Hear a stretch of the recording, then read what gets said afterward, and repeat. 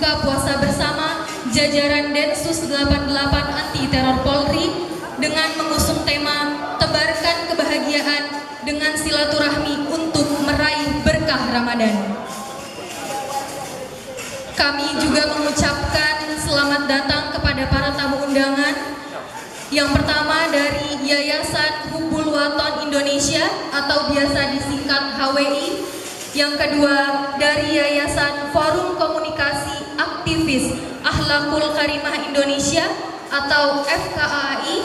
Yang ketiga Yayasan Direktur Pencegahan Brigjen Pol kami, Bapak Direktur Penindakan Brigjen Pol Suseno Nurhandoko,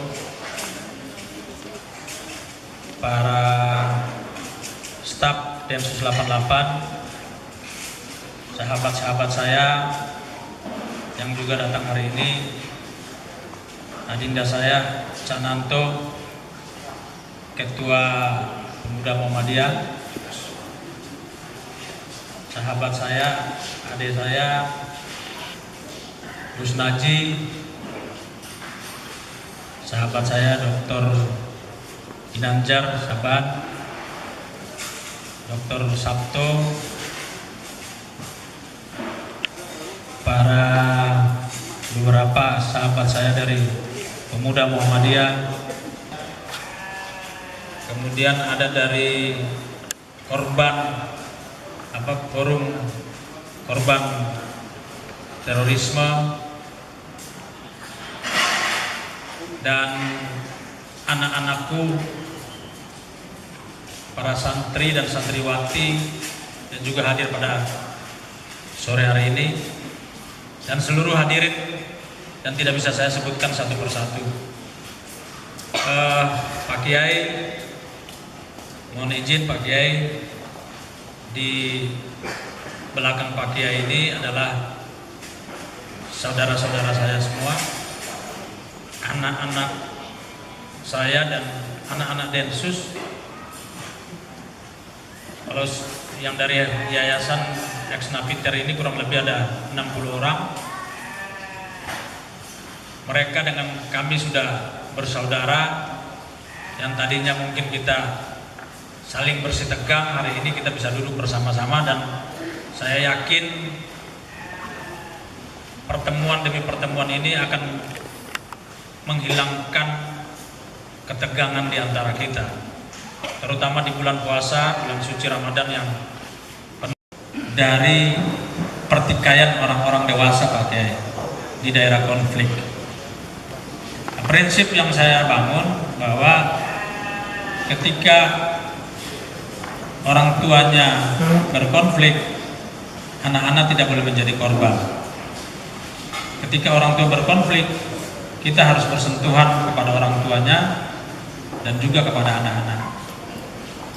Ketika orang tuanya mungkin berpaham sedikit mengagungkan kekerasan, kami upayakan anak-anak ini harus penuh cinta, kelembutan, sehingga hal yang paling efektif untuk membawa mereka untuk mencintai kemanusiaan adalah mereka tercerahkan. Dan hari ini mereka kumpul bersama-sama dengan kita semua sebagai satu bentuk kita ini, baik saudara-saudara saya yang ex napiter, kemudian korban teroris, dan juga anak-anak kita yang mudah-mudahan hari ini menambah satu ilmu pencerahan dari Pak Kiai. Itu saja yang mungkin kami sampaikan. Terima kasih. Wassalamualaikum warahmatullahi wabarakatuh. Selamat sore, dan mudah-mudahan beberapa menit ke depan kita bisa menikmati nikmat Tuhan yang berikan kepada kita hari ini untuk berbuka puasa bersama. Itu saja yang ingin saya sampaikan. Terima kasih.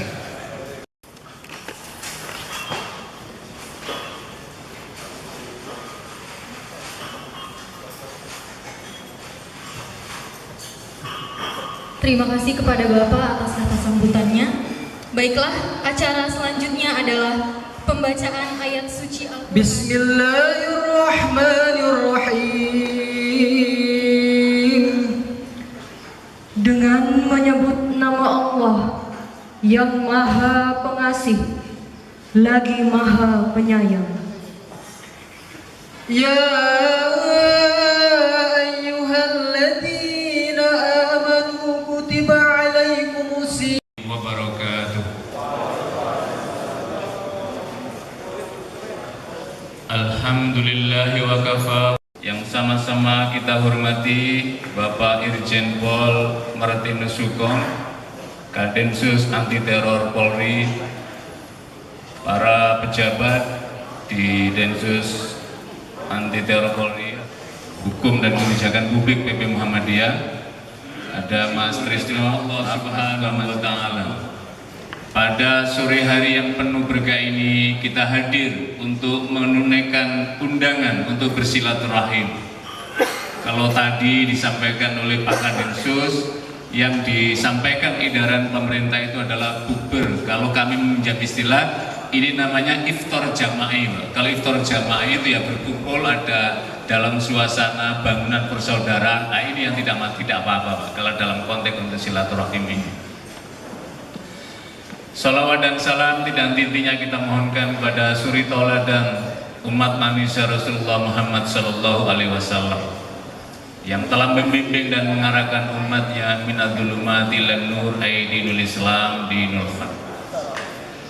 Ma'asyiral muslimin, hadirin yang dirahmati Allah Subhanahu wa Ta'ala, bahwa setiap tahun sesungguhnya Allah ini mengakreditasi tubuh kita ini, mengakreditasi mental kita ini, mengakreditasi pikiran kita ini, mengakreditasi laku kita ini. Yang ini adalah dalam bentuk majibul, yang itu menandakan bahwa andai kata Tuhan tidak mewajibkan ibadah puasa ini, dan karena nilai manfaatnya yang luar biasa dari tuntunan Ramadan itu, maka umat manusia akan mewajibkan dirinya untuk berpuasa. Sebab salah satu kelemahan mendasar manusia itu adalah ketidakmampuan mengendalikan diri. Lah, puasa itu adalah bimakna al-imsak, menahan diri. Kalau Syekh Mustafa Al-Marawi menyebutnya as-saum bimakna al-imsak wa kaffu anisyai, menahan. Ayuhan nas afsus salam, wahai manusia tebarkanlah salam. Karena itulah kita bersyukur saudara-saudaraku yang hadir dalam binaan dan anak-anakku sekalian yang sedang menyemai di pesantren ini. Nama agama kita Dinul Islam, din artinya adalah agama perdamaian. Agama yang menebarkan perdamaian, agama yang menebarkan keselamatan kepada orang lain. Makanya ketika Nabi mengajarkan, ketika kamu bertemu orang, ucapkanlah salam. Ternyata ada konsekuensi ketika kita mengucapkan salam. Misalkan saya ketemu dengan Cak Nanto, Cak, assalamualaikum warahmatullahi wabarakatuh. Apa konsekuensinya? Ada 3 doa yang saya doakan kepada Cak Nanto. Mudah-mudahan Allah memberikan keselamatan kepada Anda. Berarti saya harus menjaga keselamatan Cak Nanto menjaga keselamatan saya. Berarti ucapan, pikiran, tindakan dan seterusnya adalah mencerminkan sebagai dinus salam, agama yang mengajarkan keselamatan. Warahmatullah, mudah-mudahan. Jadi kalau orang setelah mengucapkan salam, maka dia tidak akan sanggup menyakiti dan seterusnya. Inilah sesungguhnya makna substansi daripada dinus salam, agama yang menebarkan dengan penuh kedamaian ini. Yang kedua, apa kata Nabi orang beragama? Wa'atimul ji'an, dan berikanlah makan kepada orang-orang yang sedang memerlukan makan. Bahasa lainnya ada orang lapar. Orang puasa itu adalah orang yang sedang lapar. Dan alhamdulillah di depan kita sudah ada, jangan sampai salah saja, Pak. Kalau pas lupa ternyata ingatnya saat sudah kita makan, setelah itu belum minum, repot juga ini.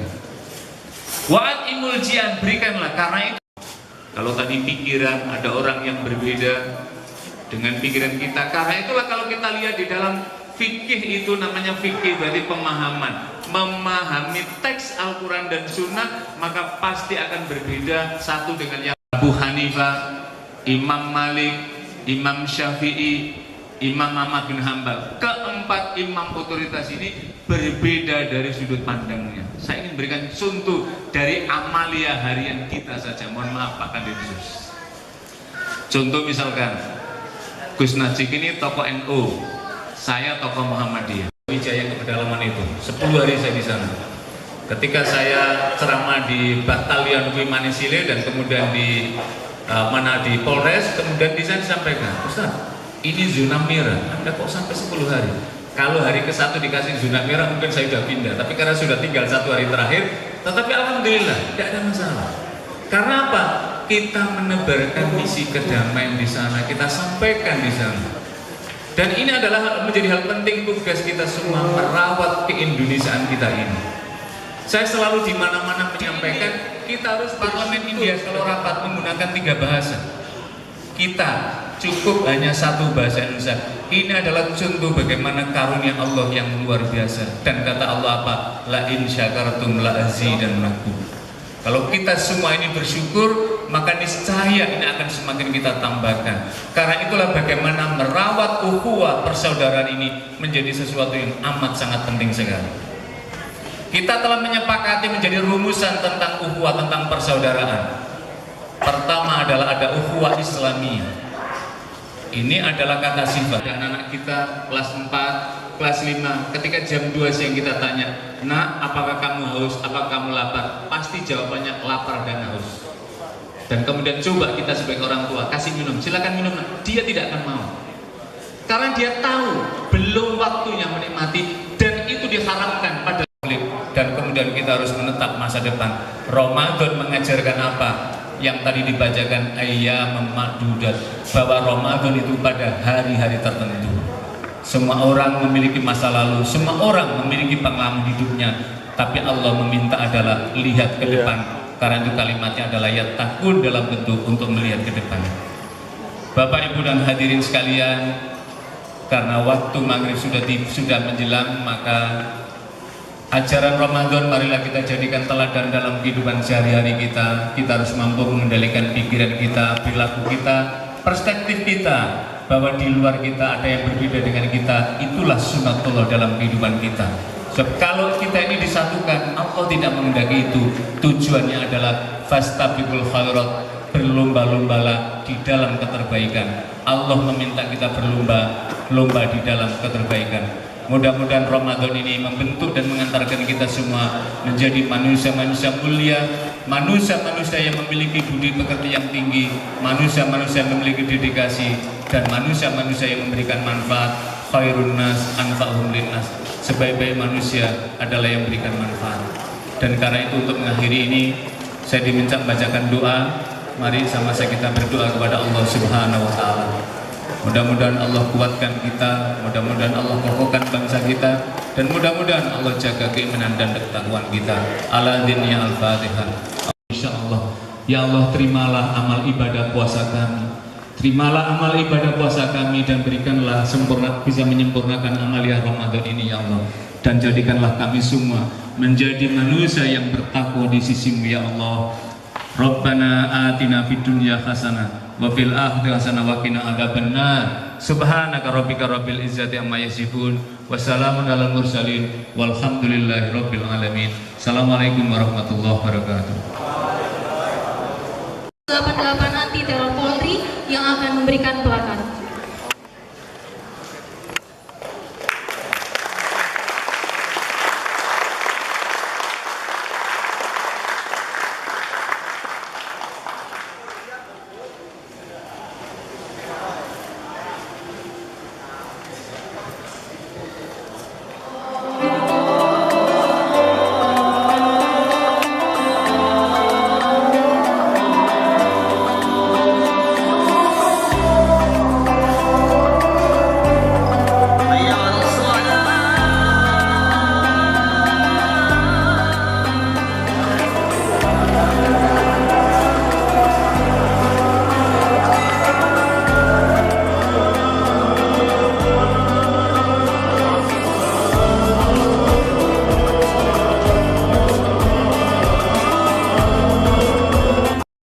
Bismillahirrahmanirrahim. Assalamualaikum warahmatullahi wabarakatuh. Saya Sukun Tori merupakan ketua divisi dakwah Yayasan Bebintal yang ada di Bekasi.